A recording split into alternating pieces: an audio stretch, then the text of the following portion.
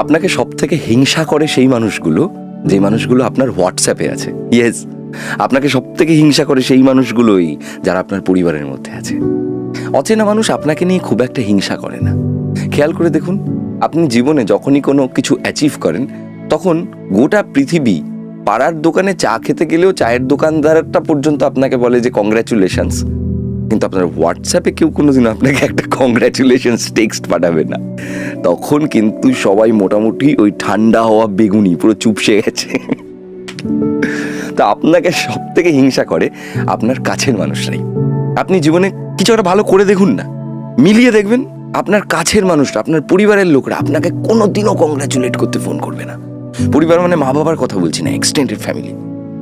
কোনোদিনও দেখবেন না আপনার খুব প্রিয় বন্ধু যাকে বলেন সে একগাল হাসি নিয়ে আপনার কাছে এসছে, মুখের মধ্যে না এরকম বিষণ্ণতা একটা রয়েছে, মানে ইস, বন্ধু সাকসেস পেলে ভালো লাগে কিন্তু বন্ধু ফার্স্ট হয়ে গেলে খারাপ লাগে।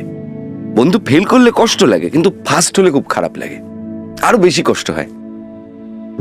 কি রিয়ালিটি তো।